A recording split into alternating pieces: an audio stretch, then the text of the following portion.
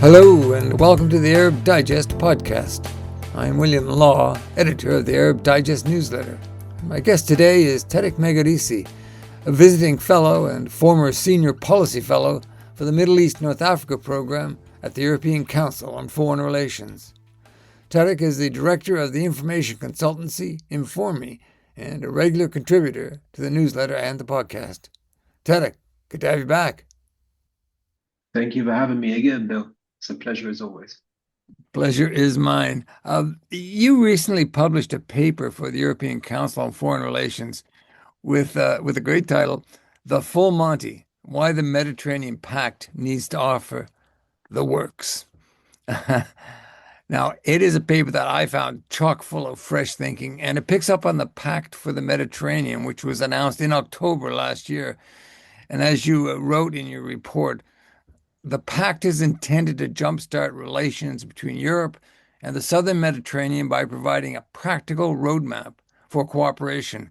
So, can you give our listeners a thumbnail sketch of what could be achieved? We'll talk about the obstacles a little later if Europe embarks on a new approach to North Africa.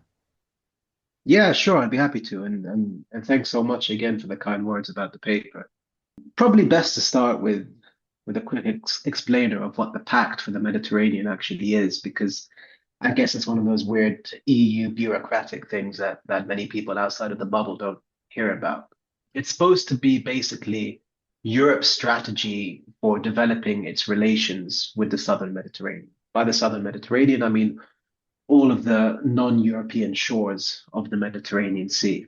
And this is actually not a new thing. So Europe has been trying to build a more developed relationship, one of the better way of putting it, with North Africa, with the Eastern Mediterranean Arab states, with Turkey, and so on, since the 1990s. And if you look at the relationship today, you'll see that that hasn't really worked. So the Pact for the Mediterranean is an attempt to jumpstart the various strategies that they've had over the past few decades and to redesign it slightly, to update it for the new era or the modern context. And basically what I say in the paper is that, actually what the EU risks doing is falling into familiar traps because they are basically saying, look, we have this catalog of all this really great potential shared policies that we can do with you guys. You just come to us and tell us what you'd like to work on, and we can develop that with you. But I think that really critically misjudges where North African leaders are, where Arab leaders are, et cetera, in the sense that they don't really trust Europe. I think after the last 30 years of broken promises and of relationships that, verge on the exploitative at times, there isn't much trust there that there's really a shared vision for developing. And also, I mean, unfortunately, the regimes in North Africa and the Middle East aren't the most enlightened in terms of what they would like to provide for their own people.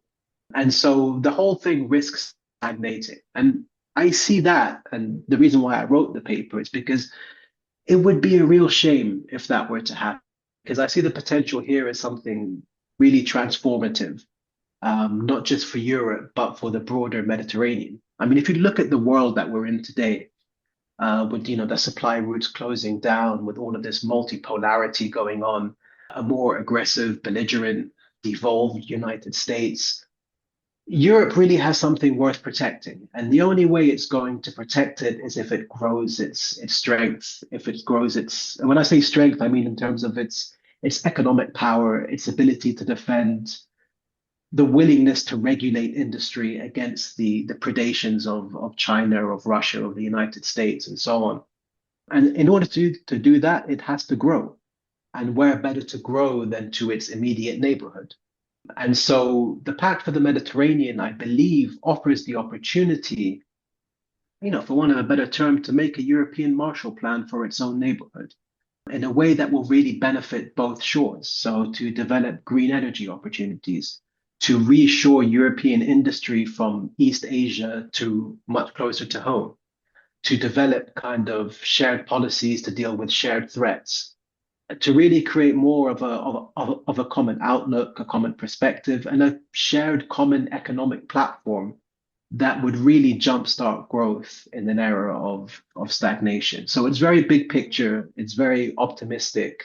It's really looking at what could be achieved rather than how things look today. Yeah, yeah. And as you say, the opportunities created right now, the potential is there to move things forward. Uh, you've structured the paper really cleverly using the metaphor of a restaurant kitchen, and you've got sections with titles like Spoiled Broth, A Crowded Restaurant, and Reclaiming the Kitchen.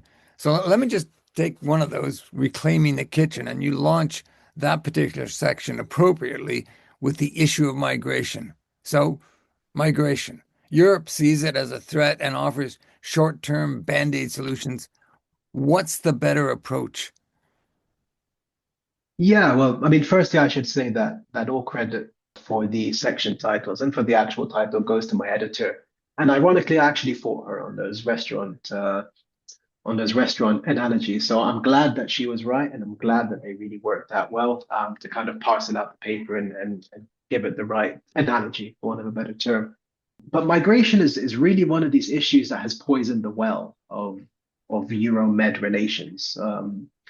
And when I talked before about an exploitative relationship, this is one of the big issues, right? So you have a very regressive European migration policy that is based on a fallacy that Europe can simply close its borders.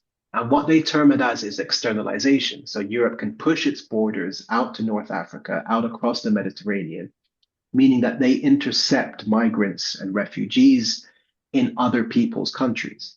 And the types of relationships that they've created with the interior ministries in these countries means that it's a very oppressive response to migration. And fundamentally, as I showed in a paper that I published a couple of years back, it just hasn't worked, right? Because while there is a strong demand for migration within Europe, I mean, the former EU Home Affairs Commissioner Johansson even said a couple of years back that Europe needs 1 million or 2 million migrants a year just to maintain itself economically. So while there's a strong demand, and while there is a large group of people who would like to come to Europe for economic opportunities, to join migrant communities that are already there for all manner of reasons, then no amount of force is going to impact these, very simple market dynamics.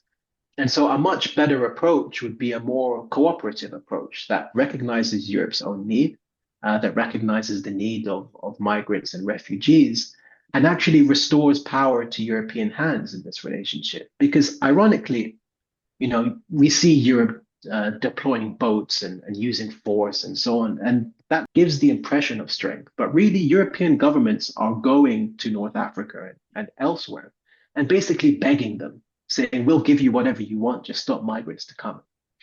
And what that does is that just basically gives up all of their power. When Europeans hold all of the power, really, and they hold it in the form of visas. So, what I recommend in terms of the approach to migration is simply to try to normalize migration, to legalize migration with first this band of Mediterranean countries, and then basically use those visas as not only a way to control and to manage migration, because of course migration is so much easier to manage when everybody is coming in through official channels, and actually use that to trigger growth in the European economy, but then also to use those visas and the collective bargaining approach to basically stop migration becoming a weapon from those other states. So, whenever, for example, right now, the Algerian government and the French government are at loggerheads with each other, quelle surprise. Huh? But what they're doing is they're stopping returns from being processed. And that's easy to do if it's two countries butting heads with each other. But when it's a whole block of European visas, and this is the livelihoods and the remittances of hundreds of thousands of people, or tens of thousands of people, or even thousands of people, then it becomes a lot harder to do. So basically, what I'm saying is to change migration from being a poisoned well of relations to being a very profitable mine of new relations. Yeah, kind of de-weaponizing uh, migration. It's a very Exactly. interesting approach. Yeah, yeah. And I'm thinking too, Tarek, that history has its moments. and periods of relative calm, such as, for example, a Cold War, tense but manageable. And then something happens. The tectonic plates start to shift, and nowhere is that more clear and present than in the Middle East and North Africa. And I'm thinking your paper just lands at just this moment of opportunity and risk. And I'm looking at Europe and I'm thinking there is this opportunity with all the chaos, all the threat of war, and yet the direction of travel seems to be towards more war, more chaos. So is Europe in any place to be able to seize this moment, to take advantage of it in the way that you suggest?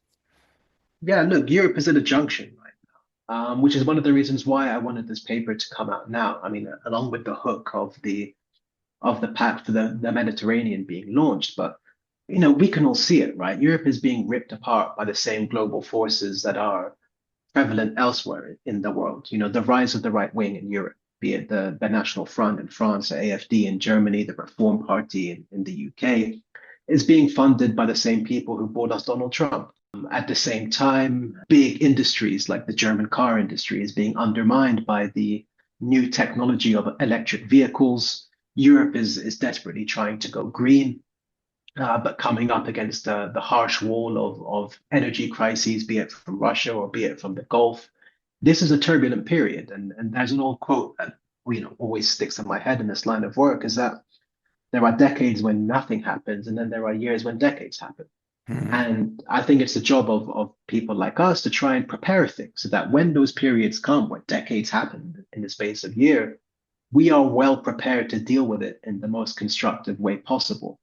And so, confronted with an energy crisis, confronted with old allies becoming new enemies, confronted with economic stagnation, I think that this is absolutely the moment for Europe to try something new, to try something grand, to try to stimulate this kind of new wave of policy, just as it did in the post-war period with the creation of the EU and so on. This is an idea that investment breeds greater dividends. And, it's not a very controversial statement or policy. Europe absolutely has the resources right now to be able to invest in this way. And I think, interestingly, if you see all the different member states, if you look at France, if you look at Spain, if you look at Italy, if you look at Germany, they're all trying to do these kind of approaches that I recommend, but in much more siloed, short-termist, bordered ways. Whereas if they just bind together and they act as Europeans rather than as member states pursuing individual policies, then the horizon of what they can achieve expands dramatically. So yes, I think that this is a very turbulent moment, as you pointed out, and that this is the natural moment to to try to do something grand to change the way things are. You're never going to stop the tides coming in with a broom. You need to do something bigger to match the moment of what you're coming up against. Yeah, it's Mark Carney's the Middle Powers call at Davos, isn't it? The Yeah. idea that there is strength, there is power, but it requires a common ground, a sense of working together. And I'm also thinking about Benjamin Netanyahu, who has said he's changing the face of the Middle East. And, with the IDF holding territory in South Lebanon, and look what they're doing in South Lebanon. Um, they're in southwest Syria. There's push from the extremists to actually put settlements into Syria. There's the ongoing ethnic cleansing in the West Bank and East Jerusalem, and of course the genocide in Gaza. And so you look at this and think, well, this guy is carrying through on his claim to change the face of the Middle East. So what's Europe doing about that? And indeed, can it do anything to halt Israel's neo-colonial land grab? I mean, Europe is not doing anything. We should be clear about that. Unfortunately, if anything, they are quietly acquiescing to it because they are stuck in old paradigms. I mean, we talk about Netanyahu, and of course, Bibi is the destructive face of the current moment. But it's not just an Israeli activity, right? It's a US Israeli activity, and they have their local partners, the UAE as well. So this is basically a superpower trying recreate the face of the region through scorched earth, for want of a better term, because they are applying the same tactics in Lebanon now that they are applying in Gaza. And I think we can draw a line, looking at Israeli policy, looking at Emirati policy, to what they envision for the region, which is not something that is in Europe's interest because what they envision is chaos, type of chaos that they can only control in small pockets. And personally, I believe that it's a foolish endeavor to think that you can control chaos on a few small pressure points. And of course, Europeans could be doing a lot more. They have this EU-Israeli Association Agreement, which has been technically voided by the Israelis because there are articles in the association agreement whereby the Israelis have to abide by certain human rights laws and conventions and so on and so forth, which they are clearly not doing. And this is a typical example of the EU being unable to act because of the individual politics of its member states, which is a natural kind of development in an organization such as the EU. But really, a Europe that was looking out for its own interests much more. And of course, the EU and the big member states love to talk about how, they're pursuing strategic autonomy, how Europeans are going to pursue their interests with a more hard-nosed approach. If they were really doing that, then yes, they would be kind of throttling these trade agreements with Israel, trying to put leverage on the situation. But this is it, even if they wanted to act, they can only act around the fringes. There's nothing that they can do right now to open the Strait of Hormuz. There's nothing that they can do to stop the Israelis on their genocidal path. And really, what they should be doing is what I talked about in response to your previous question, which is to start preparing. And that means start developing new alliances, new working relationships with other powers, be it in the Middle East, like Turkey and Saudi Arabia, like those who are a bit further afield, like Pakistan, and basically trying to build coalitions based off of mutual interest. I think that's the geopolitical path forward for this combination of middle powers. Because, yeah, the world has changed, but they are still desperately clinging on to their old security blanket. You're listening to the Arab Digest podcast with me, William Law, and the North Africa specialist, Tarek Megerisi. For more on what Arab Digest has to offer, head to our website, arabdigest.org, where you can find details on how to subscribe to our daily newsletter. Sign up, and you'll receive the first 2 months for free. That's arabdigest.org. Let us look at the Iran war. Donald Trump is once again making claims that he's opening the Strait of Hormuz. A couple of U.S. flagged ships have gotten through, apparently. The Iranians are saying, nope, it's still closed. And as far as I can see, it is pretty effectively closed, in large part because insurance companies are just not going to play ball with Donald Trump at this point. So he's trying to force a reality that isn't there. What about Europe? Can Europe have any meaningful pressure points?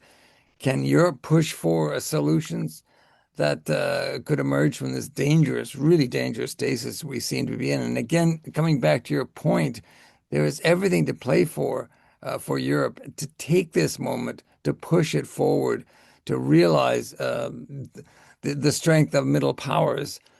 And yet I look at the situation, and I think, oh, do they realize that this is the time that they've got to do something? And if they realize, can they do anything, Tarek?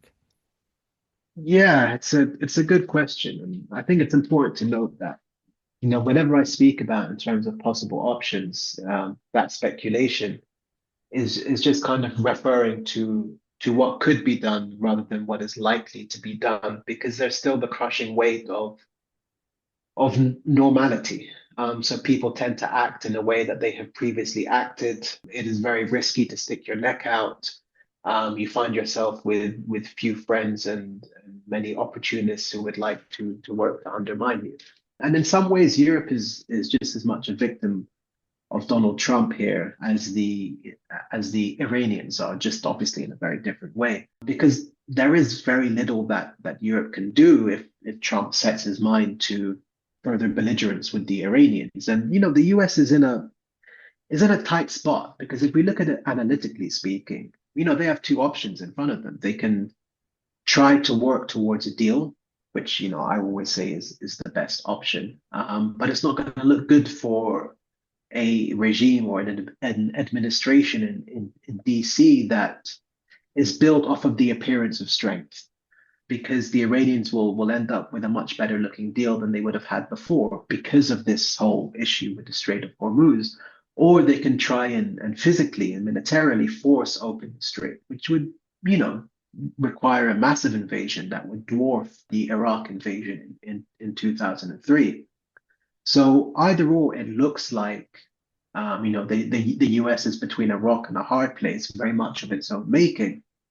But that means that powers like the Europeans are going to be hostage to these dynamics. And of course, speaking in speculatory terms, we've had the European attempts to create a naval mission that might be able to maintain a free flowing Strait of Hormuz. The French and the British are leading on this, but they are very adamant, and I think rightly so, about not, being too close to either the Iranians or the Americans on this. So they are waiting for the context to improve, and I just don't think it will ever improve. And this is what I spoke about in response to the previous question, of the idea that Europe has to start making better relationships with other powers who are similarly victims of the situation, be it the Saudis, be it the Pakistanis, even be it, Far Eastern allies like South Korea or Japan, who are really feeling the energy squeeze right now. Because the only way that all of these middle powers will be effective on the scales of the kind of great powers is if they work together. So, collectively, they might be able to pressure Trump towards a deal. And there is, a potential of politically managing any deal, especially given the media in the US and how subservient it is to power. The idea of kind of trying to strengthen the ceasefire and then working from there to create a framework agreement and then, buy yourself the time for a longer agreement. But yeah, this is all very Hail Mary stuff. But I think that they might not be able to do anything about the crisis today. But if they learn the lessons and start tweaking their diplomacy to be more context specific for the modern era, then they'll be much better equipped to deal with the crises of tomorrow. And I think one thing we can be promised is that there are plenty crises coming tomorrow. Yeah, yeah. Well, I want to finally, Tarek, look at Libya. With the news cycle fixated on the antics of Donald Trump and his latest Truth Social screed, an awful lot does not get reported. So let us look at Libya. What is the current situation there, and what hope for the Libyan people that their country can move forward to a better place? Yeah, I mean, unfortunately, Libya is perhaps one of the test cases for this Israeli Emirati approach I was talking about before, of sowing chaos and then controlling pockets within the chaos through relationships with kleptocrats and authoritarians and so on. And Libya is basically a stagnating country right now. The country remains divided between the kleptocratic civilian government in the West and the kleptocratic military administration in the East, both of which have good relationships with the Emiratis and the Israelis, although they try to hide the latter. And the country is being looted effectively. They're spending tens of billions a year without anything meaningful to show for it. The normal economy is effectively frozen. To get anything done, you increasingly have to work with this new group of oligarchs in both West and East. And diplomatically speaking, it's really frustrating and really unfortunate, because I think that Libya currently has the most effective, or the UN special representative with the most potential that it's had in a while, with Hannah Tete, the former Ghanaian official. But she's at a moment in time where she is comprehensively undermined. And so there is little hope for a real political process to move things forward.